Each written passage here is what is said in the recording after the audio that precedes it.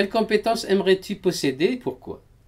Alors moi j'aimerais beaucoup savoir lire sur les lèvres des étudiants pour savoir ce qu'ils se racontent pendant que je donne des cours. Ça m'intéresserait énormément et surtout pour pouvoir enfin participer aux conversations avec eux.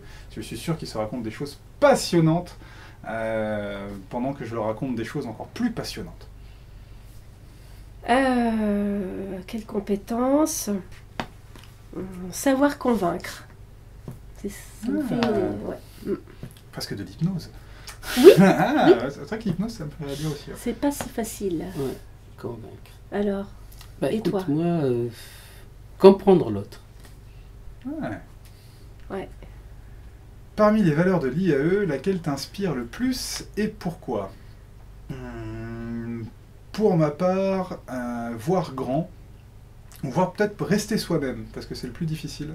C'est savoir s'adapter aux autres, tout en restant soi-même avec ses propres convictions, sa propre vision des choses, et savoir justement l'apporter aux autres, tout en sans trahir vraiment ce qu'on souhaite être et ce qu'on est réellement. Je garde voir grand. Ça qui est bien aussi. Ouais, parce que je n'aime pas l'idée de me fixer des limites. Et j'essaye toujours, pour moi-même et pour les autres, de dire que à peu près tout est possible. C'est vrai. Moi, c'est être acteur de son histoire. Parce que, après tout, c'est l'étudiant qui est au centre. Donc, c'est à lui d'être acteur vraiment de son histoire, de s'investir, de participer, de partager avec toute l'équipe, avec ses collaborateurs, avec ses enseignants, s'investir dans un groupe. Ah, je peux répondre tout de suite, ça me plaît trop cette... Allez. Donne-nous une devise qui te motive dans la vie et dis-nous pourquoi. Alors moi, ma devise, c'est « Il faut cultiver notre jardin ». Je crois que c'est la dernière phrase de Candide de Voltaire. Et comme par ailleurs, je suis passionnée de jardinage, que j'ai une association autour du jardin, voilà, ça va au-delà, bien sûr cette phrase est au-delà du jardin vert tel qu'on se le représente. Donc ça c'est une phrase que je me répète très très souvent. Moi j'en ai une pour rebondir sur le jardin. Celui qui ne se plante jamais n'a aucune chance de pousser. Parce qu'on apprend de ses erreurs.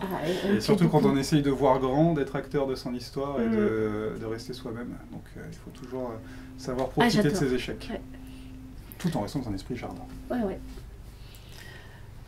Pour moi, essayer de transmettre ce qu'il y a de meilleur en soi. C'est la voix de la sagesse, ce que tu nous dis là. Quel est ton plus grand rêve, Ahmed?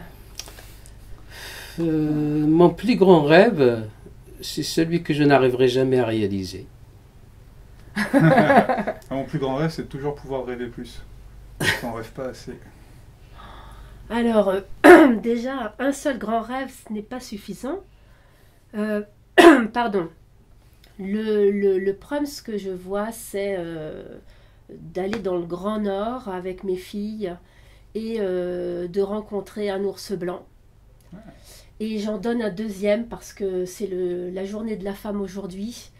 Mon deuxième grand rêve, ce serait de rencontrer Patti Smith, qui est vraiment une personne emblématique pour moi, une femme exceptionnelle. Oui. Voilà, qui a su montrer le chemin à plein de femmes, plein de générations de femmes, et encore aujourd'hui, qui chante toujours, qui est une très grande poétesse. Et je vous encourage à lire Les glaneurs de rêves de Patti Smith, pour aujourd'hui la journée de la femme. Voilà. Bah voilà. Bien. Merci.